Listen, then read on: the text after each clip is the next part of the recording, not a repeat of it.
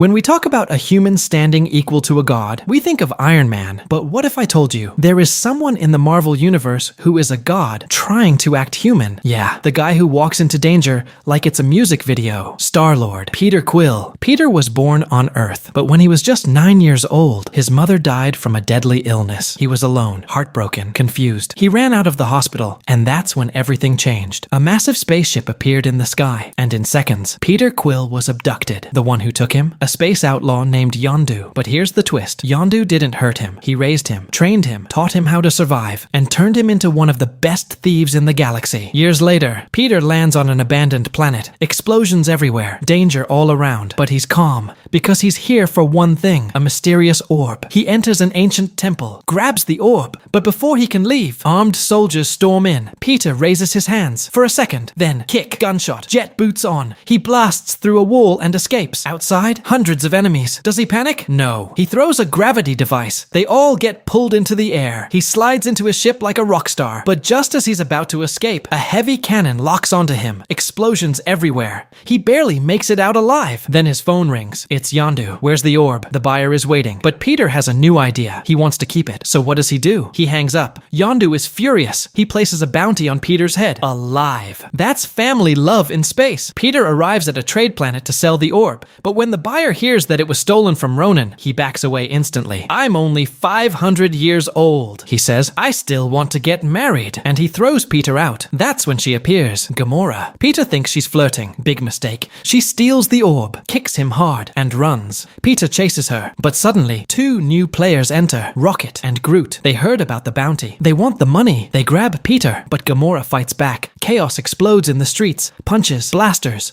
branches flying everywhere. And in the end, all four of them are arrested because every single one of them has a criminal record. They are sent to the most dangerous prison in space, the Kiln. And this is where enemies start becoming something else, because these four criminals, they are about to become the Guardians of the Galaxy. But how? That's where the real story begins. And trust me, it gets insane. The moment they enter prison, things get bad. Star-Lord is instantly mocked by a blue-skinned inmate. The guy pushes him, gets in his face, tries to embarrass him in front of everyone. Big mistake, because Groot doesn't talk much. He acts. In 1 second, Groot stretches his wooden arm and slams the guy so hard, the entire prison goes silent. Rocket steps forward and calmly says, "Next time, we won't aim that high." And just like that, nobody messes with them again. But the real danger comes at night. Gamora is dragged out of her cell. A massive, muscular prisoner walks toward her. His name is Drax. His wife and daughter were killed by Ronan, and Gamora used to work for Ronan. So in his eyes, she is guilty. He grabs her by the throat. He wants blood. Gamora tries to explain she left Ronan, but Drax doesn't care. He wants revenge. And then Star-Lord steps in. He says something smart. If you kill her, Ronan will never come. But if she's alive, she can bring him to us. You don't want a small revenge. You want the real one. Drax pauses, thinks, and finally lets her go. Why did Peter help her? Because Gamora already made contact with a buyer. Someone willing to pay 4 billion units for the orb. But there's one problem. They're still in prison. So now, they need to break out. Rocket smiles. This is easy. He explains the plan. Gamora needs a guard's security device. Peter needs a special battery from a tower.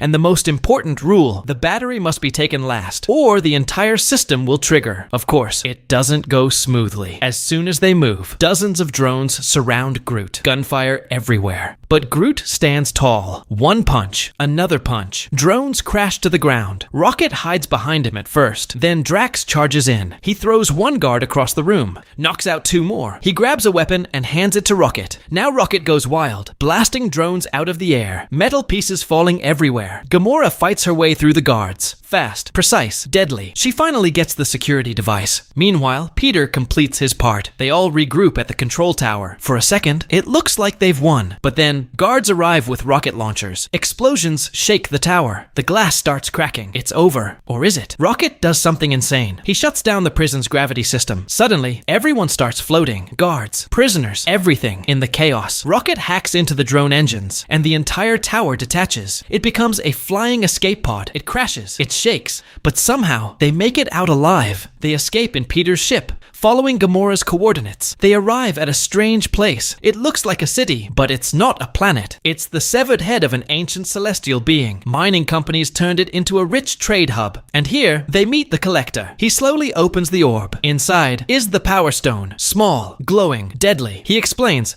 With just a small movement, it can destroy an entire planet. One of his servants, curious and desperate, grabs it. In seconds, she disintegrates. The room explodes in energy. Shockwaves destroy everything around them. Now they understand. This isn't just a valuable item. It's a weapon, and Ronan wants it. And the worst part? They are standing right in the middle of it. The real war is about to begin. Just before the Power Stone's energy wipes them out, Groot grabs Rocket and shields him. Gamora quickly snaps the orb shut. Silence. Now everyone understands. This isn't treasure, it's extinction. That's why Ronan wants it so badly. But they don't have time to think. Ronan's army arrives. Drax charges first. He roars and attacks, but Ronan barely moves. 2 hits, and Drax is smashed into a wall like he's nothing. That's how powerful Ronan is now. The others rush to escape pods, but Nebula locks onto Gamora. Blaster fire everywhere. Rocket swings his ship into position and blows enemy fighters apart. Star-Lord launches forward, grabs onto an enemy ship, rips it open, climbs inside, and uses their own weapons against them. He fights his way through, but there are too many. Nebula forces Gamora out into space, then fires. In the chaos, Ronan takes the orb, and Gamora begins to freeze in the vacuum of space. Peter sees it, and something changes in him. He calls Yondu. "If you want the stone, come find me."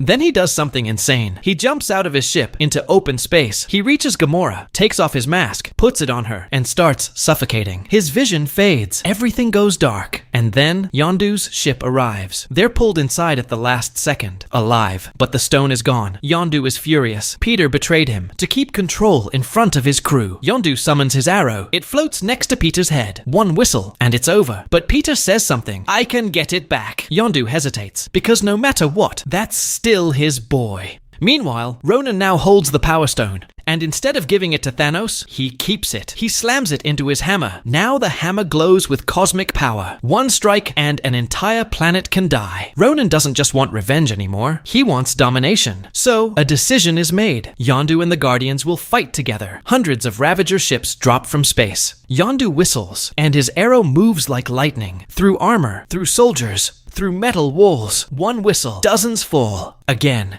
And again. He clears entire waves in seconds. The final battle begins. Rocket attacks from the side. Star-Lord speeds toward Ronan's warship, but Ronan's fleet pours out like a swarm. Ships everywhere. Blasts everywhere. Yondu takes heavy fire while covering them. For a second, it looks like they're losing. Then, Yondu whistles again. The arrow flies, and chaos turns into silence. Now there's only one target left. Ronan. And the glowing hammer in his hand. If he strikes, Xandar dies, and the galaxy changes forever. The question is, can a group of criminals really stop a god?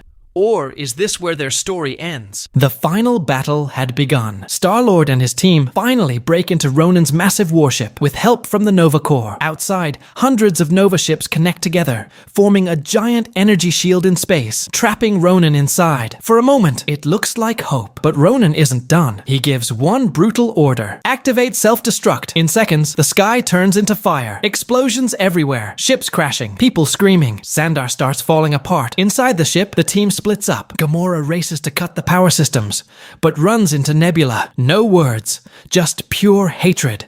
They fight hard, fast, brutal. Nebula gains control, but Gamora outsmarts her and kicks her out of the ship. On another level, Drax smashes through soldiers like a wrecking ball. Star-Lord flips through the air, blasting enemies mid-spin. Groot stretches his arms wide and sweeps dozens of soldiers away like they're nothing. Even in war, he smiles. But then, Ronan uses the Power Stone. With one strike, he destroys the Nova Shield. Hundreds of ships gone instantly. Now his massive warship is crashing straight toward the planet. If it hits, millions die. Gamora blasts through the energy core. Star-Lord fires a direct shot at Ronan. A massive explosion fills the room. Everyone thinks it's over. Then the smoke clears. Ronan is standing, not even scratched. He swings his hammer. The team goes flying. He lifts Drax with one hand like he's nothing. It's over. Almost. Rocket suddenly crashes a ship straight into Ronan. The impact saves them, but the warship loses control. It slams into Xandar. Massive explosion. Fire everywhere. The team is injured, weak, broken. And then Groot steps forward. He knows what's coming. He spreads his arms and grows into a giant wooden shield,